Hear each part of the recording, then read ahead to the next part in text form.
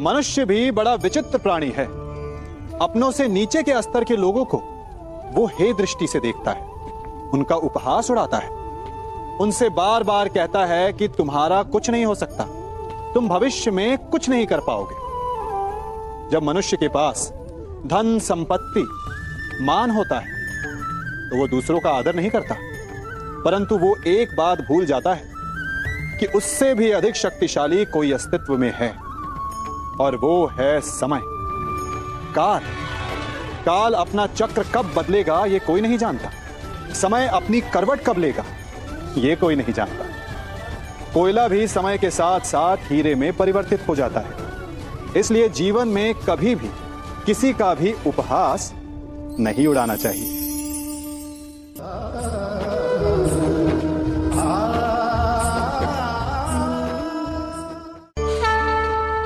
गर्व, अभिमान और अहंकार, ये तीनों सुनने में एक जैसे लगते हैं, परंतु तीनों का अर्थ भिन्न होता है और परिणाम भी।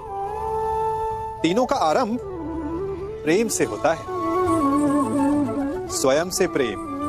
परिश्रम हमारे मन में गर्व को जन्म देता है और सफलता अभिमान जगाती है। यहां तक ठीक है, परंतु जब यह भावना अहंकार बन जाती है तब वो समस्या बन जाती है, क्योंकि सबसे बुरा अंत अहंकारी का ही होता है। परंतु मनुष्य के लिए पहेली यही है कि पहचाना कैसे जाए कि अहंकार जग गया है और उसका दमन आवश्यक है। इसका उत्तर मैं नहीं, आपका मन देगा।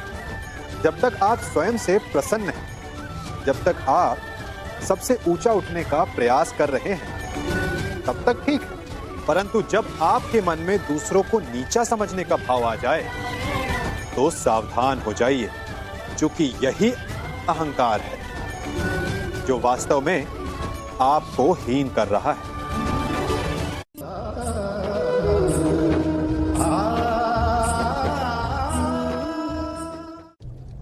हमारा शरीर प्रकृति का एक महान आविष्कार है। इससे जटिल संरचना संसार में और कोई नहीं। हमारा शरीर जितना जटिल है, यदि इसे ठीक से जाना जाए तो इससे अधिक सरल ज्ञान देने वाला और कोई नहीं। हमारे शरीर में 5 इंद्रियां होती हैं जो हमें भाव, गुण और वस्तुओं का बोध कराती हैं। हमारे पास आंखें हैं, नाक है, स्पर्श के लिए त्वचा है, कान है और जीभा है। सबका भिन्न भिन्न कार्य है। आंखों से देखना, कानों से सुनना, नथनों से श्वास लेना, त्वचा से स्पर्श करना और जीभा से स्वाद लेना। परंतु क्या आपने कभी सोचा कि प्रकृति ने हमें 2 आंखें दी, 2 नथुने दी, 2 कान दी, स्पर्श के लिए ये पूरा शरीर दिया, परंतु जीभा केवल 1 दी? ऐसा क्यों? क्योंकि प्रकृति चाहती है कि हम देखें अधिक, सुने अधिक और ज्ञान अधिक अर्जित करें, बोले कम। क्योंकि अधिक वाचाल नाश को निमंत्रण देता है। स्मरण रखिएगा।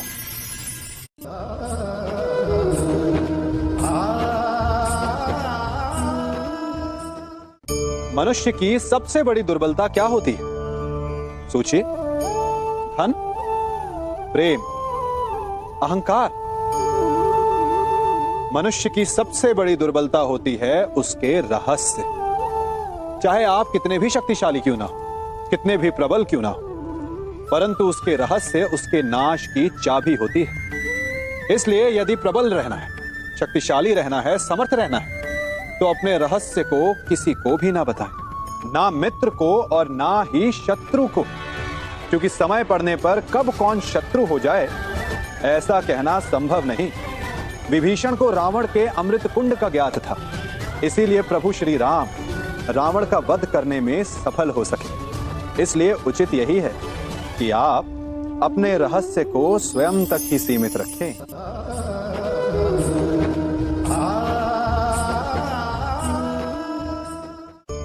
मनुष्य जीवन की परीक्षा में सफल होने के लिए क्या नहीं करता?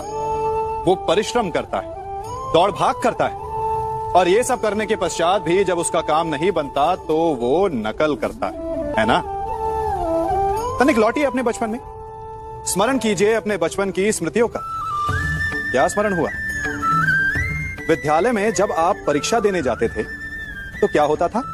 आप ना सहे, परंतु कोई ना कोई सफलता पाने के लिए नकल करता ही था और उत्तीर्ण भी हो जाता था, है ना? परंतु जीवन की परीक्षा ऐसी नहीं होती। नकल करने वाला सफल नहीं होता। कारण विद्यालय में सबके प्रश्न पत्र एक होते थे, परंतु जीवन के प्रश्न पत्र और उनकी कठिनाई सबके लिए भिन्न होती, तो निश्चित रूप से उनके उत्तर भी भिन्न होंगे ना। इसलिए यदि आपको जीवन में सफलता पानी है तो नकल ना कीजिए, स्वयं के प्रश्नों का उत्तर स्वयं ढूंढिए और सफलता आपकी ही होगी।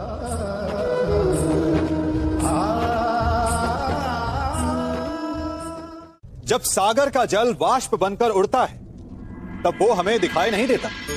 मेघ उस जल को अपने भीतर छिपा लेते हैं, लंबी यात्रा करते हैं, प्रयास करते हैं कि वो जल सदा उनके भीतर छिपा रहे। परंतु जब वायु का वेग उन्हें उड़ाकर किसी पर्वत से ले जाकर के टकरा देता है तब उन मेघों को बरसना ही पड़ता है, क्योंकि यही नियति है, यही प्रकृति है। क्योंकि जल को सागर में जाकर मिलना ही है। ठीक ऐसा ही हमारे साथ भी होता है। हम सत्य को अपने मन के मेघों में चाहे जितना छिपाने का प्रयास कर लें, परंतु समय की आंधी उसे वास्तविकता के पर्वत से ले जाकर के टकराकर हमारे समक्ष ले ही आती है। जिस भय के कारण आप सत्य को सामने नहीं लेकर आना चाहते, एक दिन वही भय हमारे समक्ष आकर खड़ा हो जाता है और फिर हम लाचार हो जाते हैं, क्योंकि हमने उस भय का सामना करने की तैयारी नहीं की होती। इसलिए सत्य से भागे नहीं, उसे छिपाए भी नहीं, उसे स्वीकार करें। भविष्य की बड़ी विपत्ति से बच जाएंगे।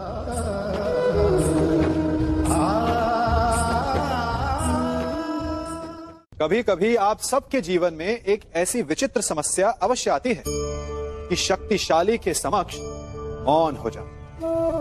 कि उस शक्तिशाली से विवाद करने से बचने के लिए आप मौन रह जाते। मानता हूं ऐसा करने से आप एक विवाद से बच जाते, एक संघर्ष से बच जाते, परंतु ऐसा बचाव एक बड़े संघर्ष को जन्म दे देता है। कैसे? हमारा मौन रहना अनजाने में उसका समर्थन बन जाता है और वो स्वयं को अधिक शक्तिशाली अनुभव करता है और यहां से हमारा दमन प्रारंभ हो जाता है। एक के बाद एक हम अन्याय में अनचाहे रूप से सम्मिलित होते चले जाते। तो इसका तोड़ क्या है? यह समझने के लिए यह जानना आवश्यक है कि ऐसी कौन सी बात है जो आपको विरोध करने से रोकती है। ये सामने वाले की शक्ति नहीं जो आपको रोकती है, यह आपके भीतर छिपा भय है जो आपको रोकता है। हाँ, कभी कभी भय आपकी सुरक्षा अवश्य कर सकता है, परंतु साथ साथ ये भी जानना आवश्यक है कि ये भय ही है जो आपको मौन भी रखता है। इसलिए अपने मन से भय को निकालिए और खुलकर अनीति का, अन्याय का विरोध कीजिए और फिर देखिएगा आपका मन कितना मुक्त, कितना हल्का अनुभव करेगा।